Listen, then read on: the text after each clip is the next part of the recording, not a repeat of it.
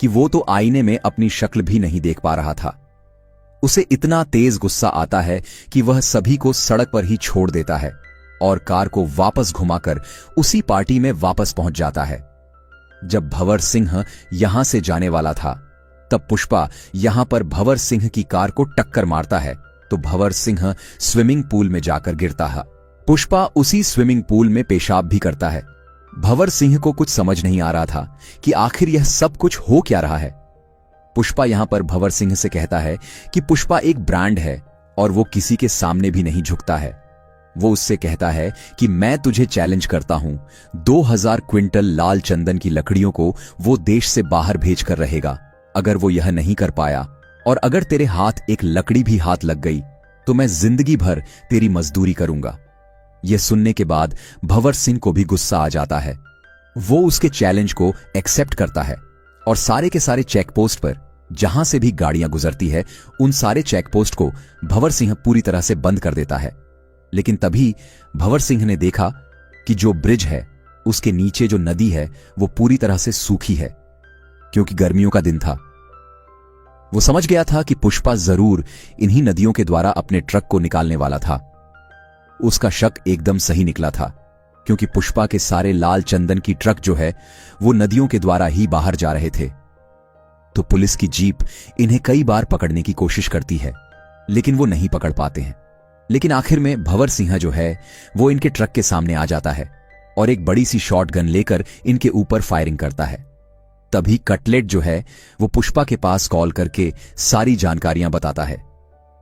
पुष्पा कहता है कि तुम वहां से कूद जाओ, जितने भी ट्रक है सारे ड्राइवर को वहां से बाहर निकालो, मुझे किसी भी इंसान की जान को खतरे में नहीं डालना है।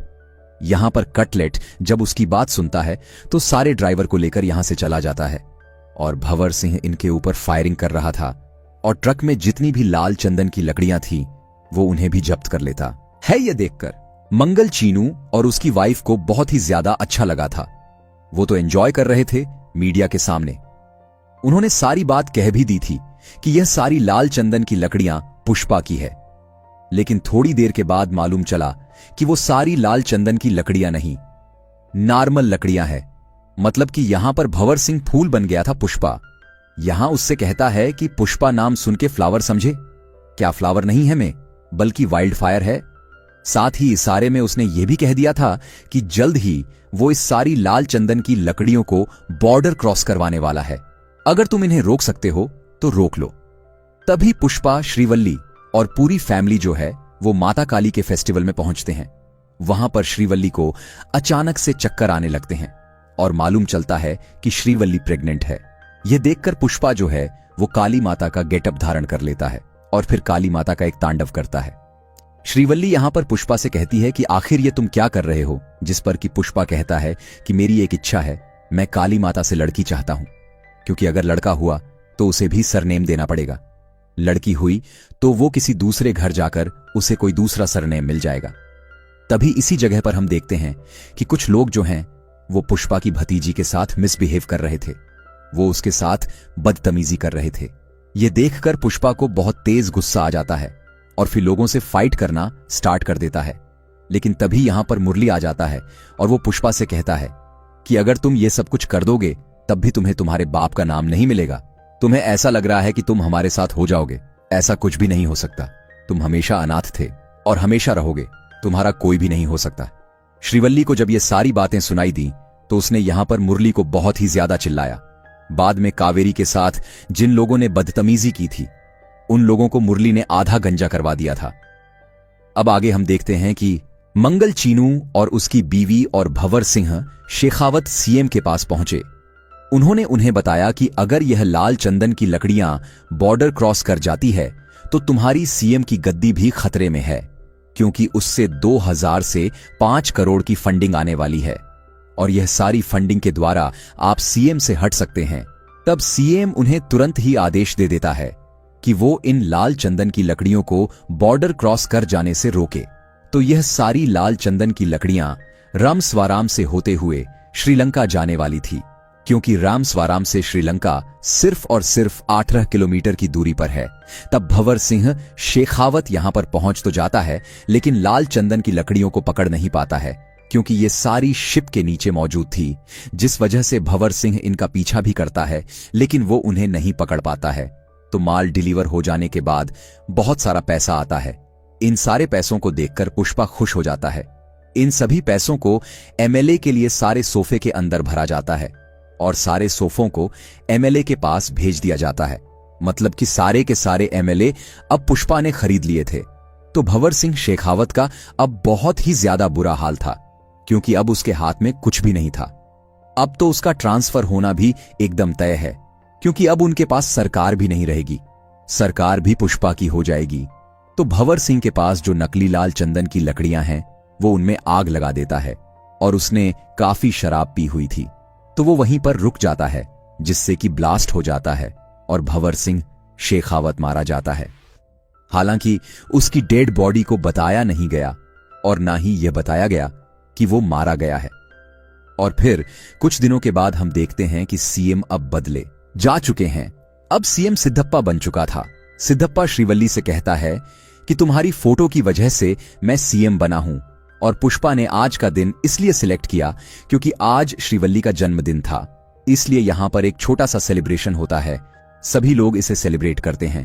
तो भले ही सिद्धप्पा सीएम जरूर बन चुका था, लेकिन पूरे राज्य पर पुष्पा राज कर रहा था।